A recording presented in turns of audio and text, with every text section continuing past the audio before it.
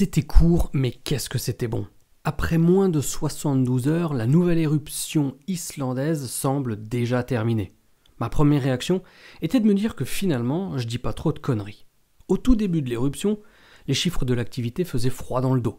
Mais j'avais tout de même mentionné le fait qu'il semble y avoir une tendance, depuis mars 2021, avec la reprise de l'activité volcanique sur la péninsule de Reykjanes, d'éruption en éruption, on pouvait constater une augmentation de l'intensité avec laquelle le magma perce la croûte terrestre, tout en remarquant en parallèle que la durée de l'activité raccourcissait.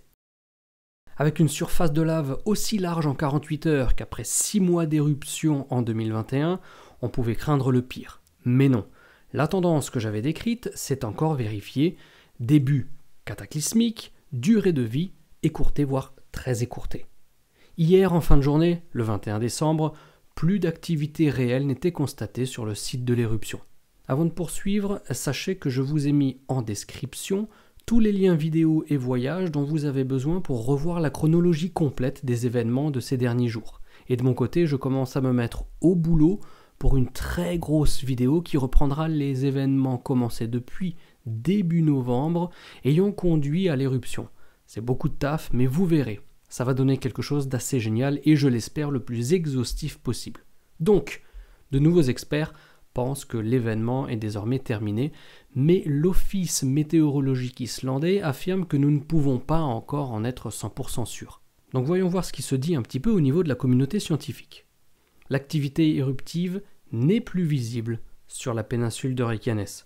Les scientifiques survolant la zone ont confirmé le 21 décembre qu'aucune activité éruptive n'était visible et que les cratères semblaient tous éteints, même si des braises étaient encore visibles dans le lit de lave de ci de là.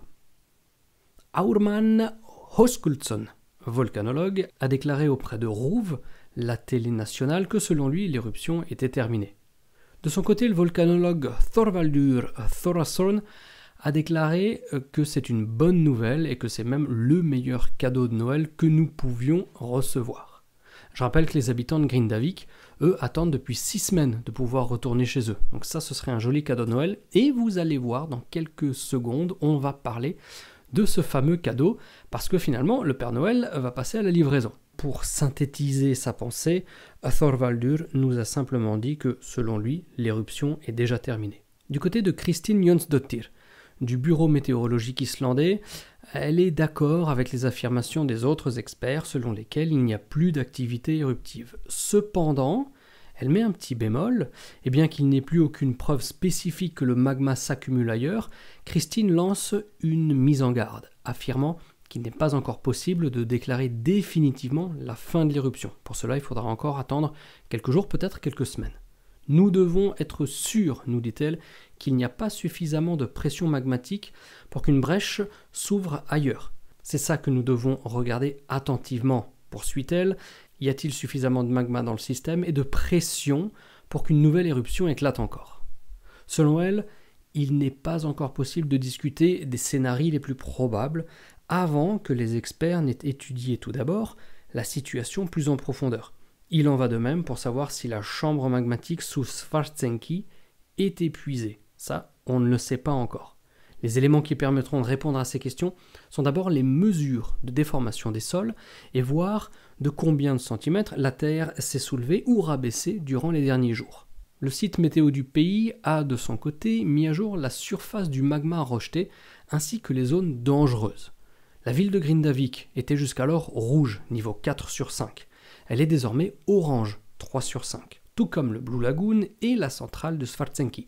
Évidemment, toujours au niveau maximal, le long de Sonjukaigarodin, la fissure de cratère datant d'il y a un petit peu plus de 2000 ans, le long de laquelle la toute nouvelle éruption avait réussi à percer. Ce niveau d'alerte est valable jusqu'au 28 décembre, ce qui veut dire aussi que les habitants de Grindavik, et c'est ça la grande nouvelle peut-être aussi de cette vidéo, c'est que les habitants de Grindavik pourront retourner dans leur ville, au moins pendant la journée.